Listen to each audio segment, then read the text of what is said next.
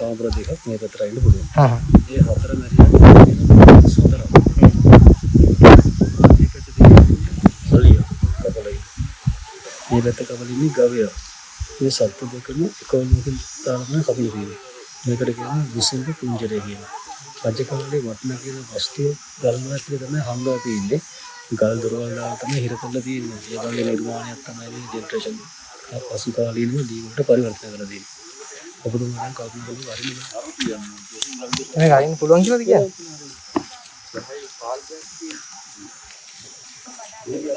පොඩි ටාස්ක් එකක් හම්බුණා මට මේක අරින්න කියලා. අරින්න පුළුවන් කියලා කියනවා. අපි බලමු try එකක් දීලා.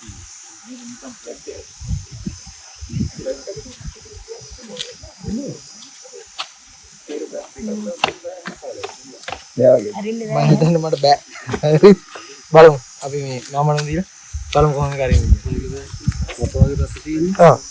ඒක උඩ පැත්තට හෙන්න වම් පැත්තෙන් මෙහෙම අල්ලගන්න. හරි. හරි. මේ අත ගන්න මේ මෙතනට තියෙනවා.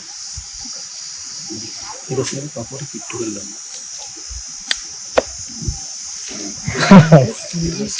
කොලේ මෙතන මේ සම්පූර්ණ කොටස මෙතන. මාප්ඩල් තියෙනවා.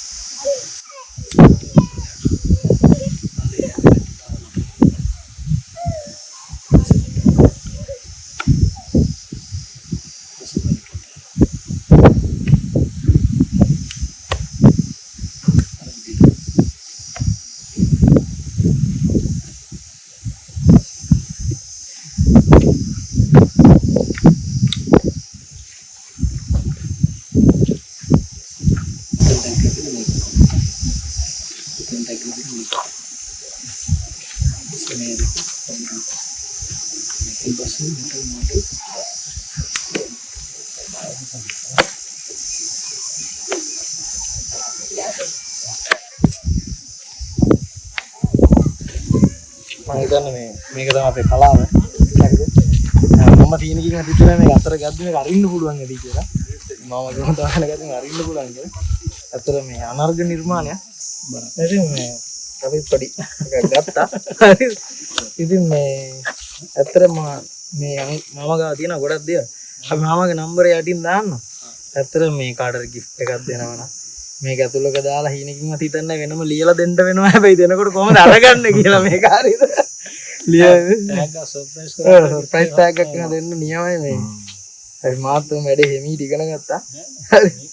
හරි. දැන් පුළුවන් අරගන්න. හරි.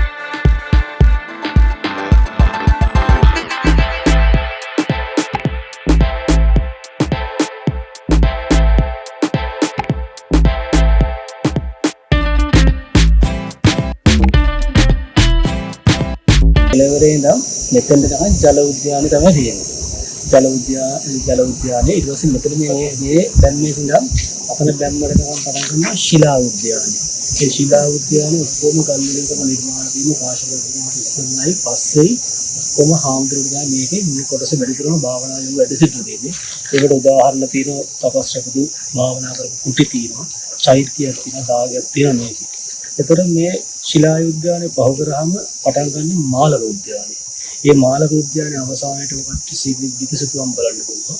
විකසිතුවම් බලලා පල්ලෙහාට බැස්සාම සීගිලි කැටපත් පවුර තියෙන සුවිශේෂ නිර්මාණයක්. ඒ කැටපත් පවුර ඇතුළත තියෙන කෝටු ගිරිලා 700ක්. ඒකෙන් 670ක් කියලා තියෙන මහජනක ආචාර්යසරත් පමිතනාන්ත. ඒක පහුදලා යනකොට සිංහපාදා වෙනවා. සිංහපාදයෙන් පස්සේ උඩ මාලිගාවේ මාස 6ක් රජතුමා රජකම් කරනවා. ඊට පස්සේ පහළ මාලිගාවේ මාස 6ක් රජකම් කරනවා. රජකම් කරනවා කියන්නේ කාලය අවුරුද්ද විදාන කරන්නේ. ඒක මේ රස්න කාලේ සීත කාලේ තියෙනනේ. මේ යුද්ධ ભેද වෙනවා. සීත කාලේට රජතුමා ඉන්නවා පහළ කොටසේ. රස්න කාලේට ඉන්නවා ඉහ මාලිගාවේ. ඒ විදිහට තමයි මේ මාලිගාව විදාන කොටසේ රජතුමා රජකම් කරලා තියෙන්නේ. ඊට පස්සේ ඔය සීගි ගල උඩට බහිඳ යහපත් පිටුන තව සුවිශේෂ නිර්මාණ තියෙනවා. සභාශාලාව තියෙනවා, ආසන ගෘහම් තියෙනවා, ආයතන ගෘහම් තියෙනවා. ඒ වගේම තමයි සීගි ඇතුළේ ප්‍රධාන දොරටු තුනක් නම් කරලා පළවෙනි දොරටුව නම් කරන අලිගල නිර්මාණය කරලා ඒක පහුවෙලා ගියාම සිංහ වායතින් එක දෙවි දොරටුව නම් කරනවා. ඊළඟ දොරටුව පාවිච්චි කරන නයිගල ගෘහම්.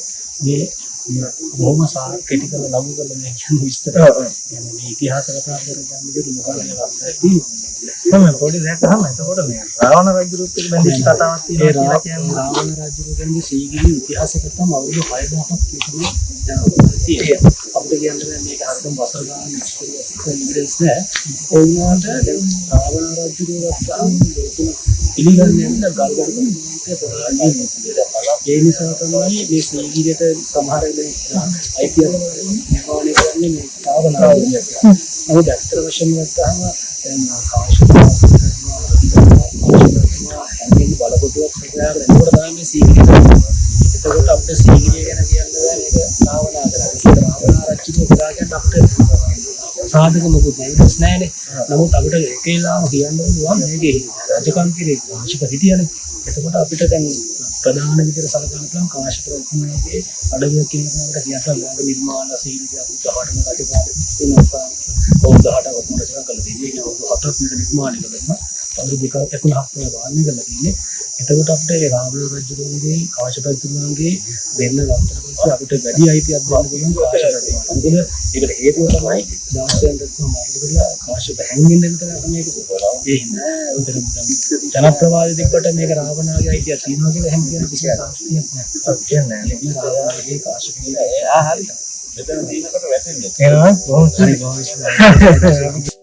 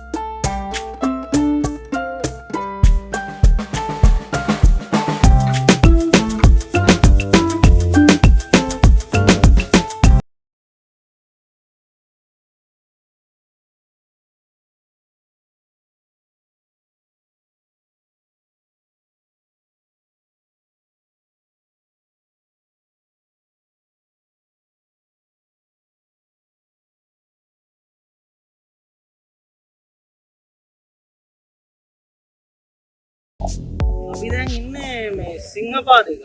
ඉතින් අපි පල්ලයට ඉගෙන ඇවිල්ලා සිංහපාදෙන් ඇතුළට යන්නේ හුළඟ හින්දා ඇහිද දන්නේ මාර හුළං සරක් තියෙන්නේ. ඉතින් මේ මම වෙන ගයාන්නම් ෆොටෝස් ටික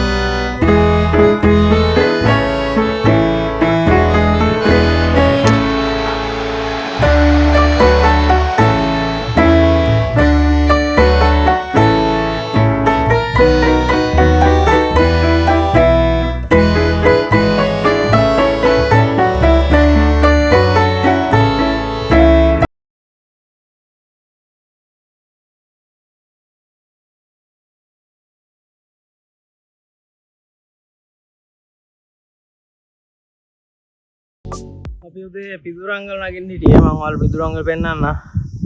අර පේන්නේ නැති පිදුරංගල. ඉතින් පිදුරංගල නැගලා සීගිරියන් ඉඳි පිදුරංගල ගහලා මොකද මේ කොවිඩ් හින්දා. මොකද හේතුව කියලා දන්න කොවිඩ් හින්දා කියලා තමයි කිව්වේ. මේ ඉතින් අපි ආ පිදුරංගල වීඩියෝ එකක් දෙන්නම් ඔයාලට. දැන් අපි සීගිරිය උඩ ඉන්නේ. අපි ඉතින් සීගිරියේ රාජධානිය